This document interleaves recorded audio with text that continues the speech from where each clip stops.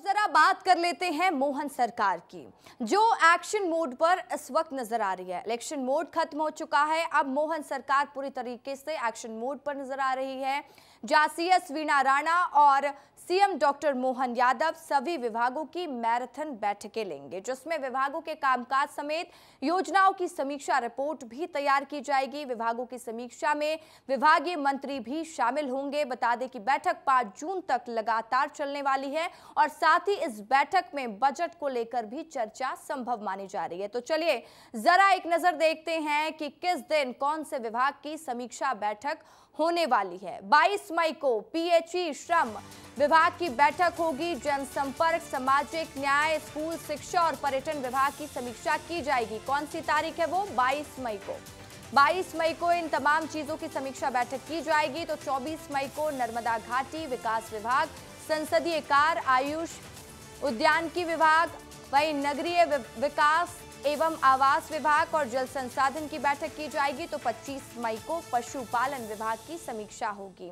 हर विभाग की समीक्षा करने का उद्देश्य है और इलेक्शन के बाद अब पूरी तरीके से मोहन सरकार व्यवस्थाओं के समीक्षा में जुट चुकी है। 27 मई को विमानन, विज्ञान एवं प्रौद्योगिकी, सहकारिता, महिला एवं बाल विकास, अनुसूचित जाति कल्याण और साथ ही पीडब्ल्यूडी विभाग की भी समीक्षा की जाएगी।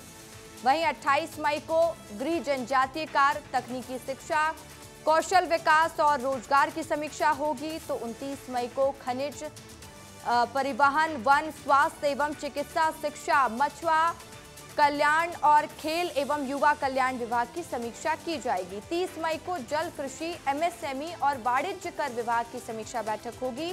तो 31 मई को योजना, आर्थिक व लोक परिसंपत्ति प्रबंधन, संस्कृति, प्रवासी भारतीय, खाद्य नागरिक आपूर्ति और पंचायत एवं ग्रामीण विकास विभाग की समीक्षा बैठक होगी। तो 1 जून को राजस्व विभाग की समीक्षा होगी। 3 जून को पिछड़ा वर्ग एवं अल्पसंख्यक कल्याण विभाग की समीक्षा की जाएगी। तो 4 जून को वित्त विभाग की समीक्षा होगी। 5 जून को पेंशन समेत अन्य फाइलों को लेकर और फाइनेंशियल स्टेटस को लेकर फाइनेंशियल और कॉरपोरेशन की समीक्षा की जाएगी। यानी 5 जून तक ये बैठक चलने वाली है। 5 जून तक हर विषय में समीक्षा होनी है और 5 तारीख वो तारीख होगी जिस पर फाइनेंशियल और कॉरपोरेशन की समीक्षा 5 जून को की जानी है। और इसी खबर पर ज्यादा जानकारी के साथ मेरे सहयोगी विवेक पांडे लाइव जुड़ चुके हैं। विवेक, लोकसभा चुनाव संपन्न हो चुका है। अब मुख्यमंत्री का और मध्य प्रदेश सरकार का पूरा फोकस है व्यवस्थाओं को दुरुस्त कर लिया जाए। इसको लेकर लगातार मैराथन बैठकों का दौर शुरू होने वाला है। किस तरीके से ये बैठक आयोजित की जाएगी और कितनी महत्वपूर्ण ये बैठक हो जाती है मध्य प्रदेश के लिहाज से? रजका, एक बड़ी अहम जानकारी देना चाहता हूं आपको कि कल 22 मई को मुख्यमंत्री मोहन यादव वाराणसी पर रहेंगे और इसी के चलते आज बैठक कर ली गई है। कल जो बैठक होने वाली थी पीएचई सहित कई और विभागों को लेकर, तो आज ये बैठक हो चुकी है। मुख्य सचिव वीणा राणा के साथ 2 एसीएस रैंक के अधिकारी मौजूद थे और 2 प्रमुख सचिव भी थे। और सबसे पहला मुख्यमंत्री का फोकस जो राज्य में जल संकट की स्थिति कहीं पर बन रही है तो उसको दूर करने के लिए निर्देश दिए गए हैं और करीब कहा है कि 400 नगर निगम क्षेत्रों में, नगरीय निकाय क्षेत्रों में अगर पानी की कोई भी दिक्कत हो रही है तो उसको दूर किया जाए। मुख्य सचिव खुद इस पूरे मसले की मॉनिटरिंग करेंगी। ये एक डायरेक्शन मुख्यमंत्री की ओर से दिए गए हैं और ये कहा है कि जल स्रोत की सभी व्यवस्थाओं को पूरा किया जाए। इसमें पीएचई, नगर निगम और ग्रामीण अंचलों में नगरीय क्षेत्रों को भी शामिल किया जाए और इसके अलावा मनरेगा से जुड़े हुए जो काम है, जो बारिश को लेकर जो तैयारियां की जानी है वो फिलहाल कर ली जाए। इसके अलावा गेहूं उपार्जन को लेकर ये एक अहम जानकारी आ रही है कि 25 जून तक गेहूं का उपार्जन होगा। और सबसे बड़ी बात है कि मध्य प्रदेश में ओलावृष्टि हुई थी, इसमें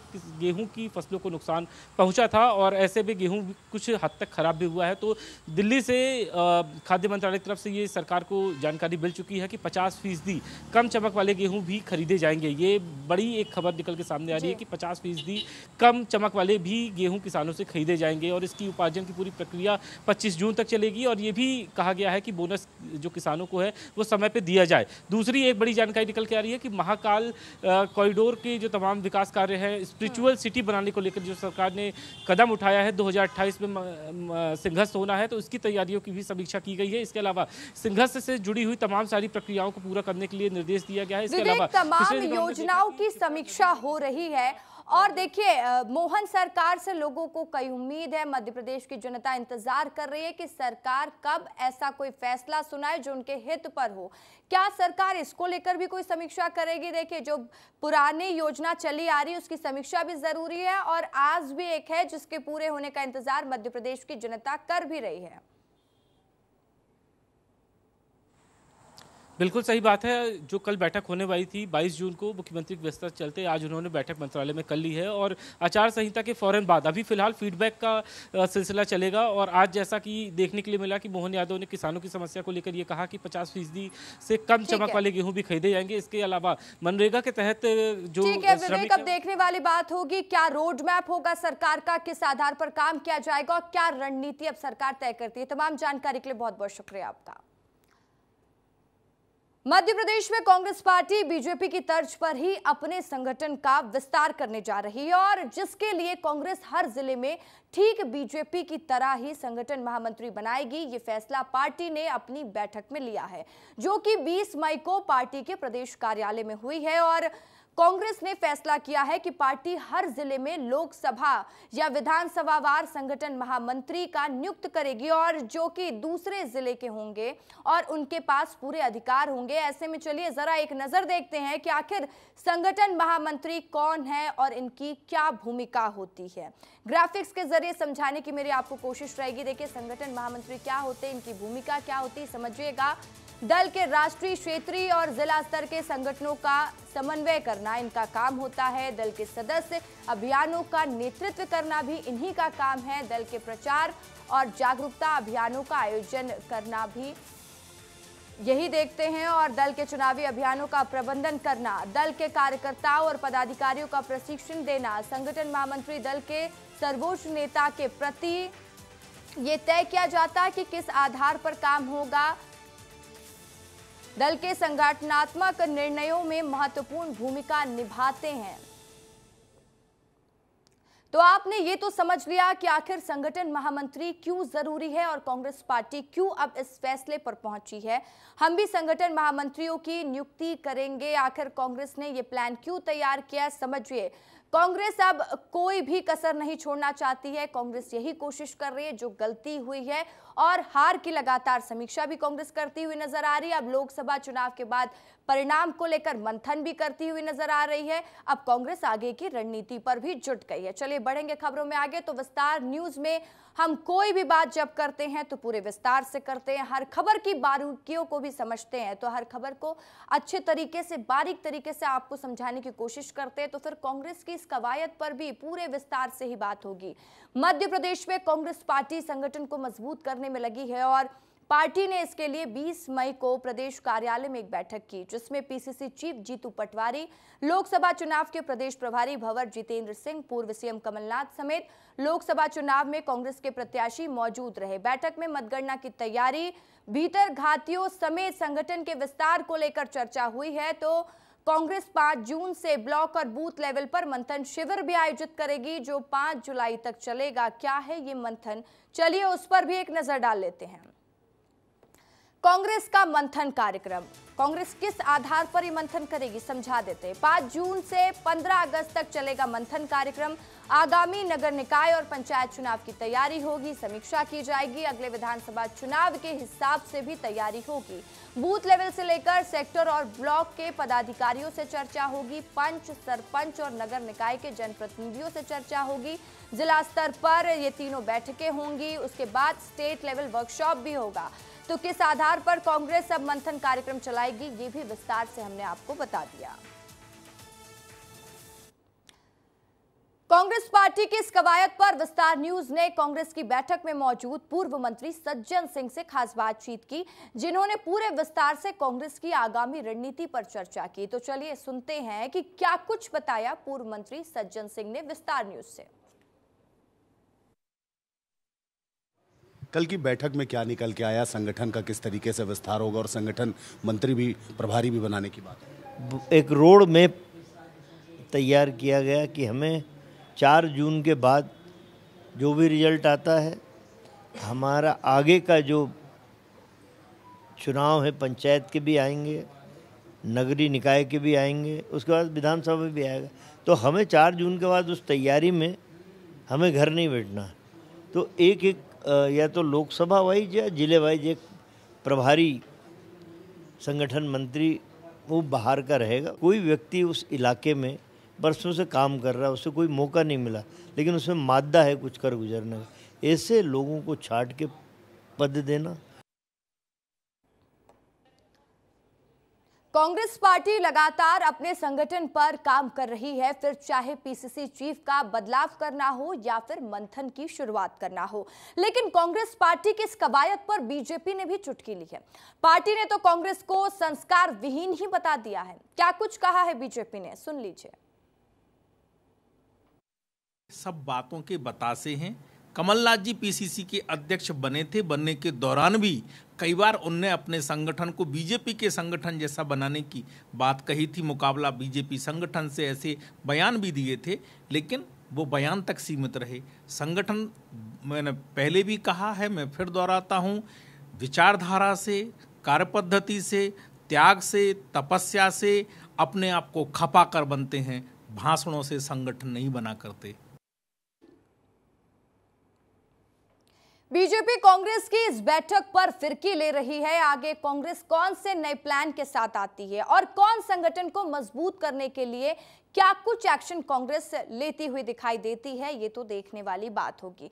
अब बढ़ जाते हैं खबरों में आगे और बात करते हैं मध्य प्रदेश में मोहन सरकार एक के बाद एक बड़े फैसले ले रही है। अब मोहन सरकार ने कौन सा फैसला लिया, आपको विस्तार से बता देते हैं।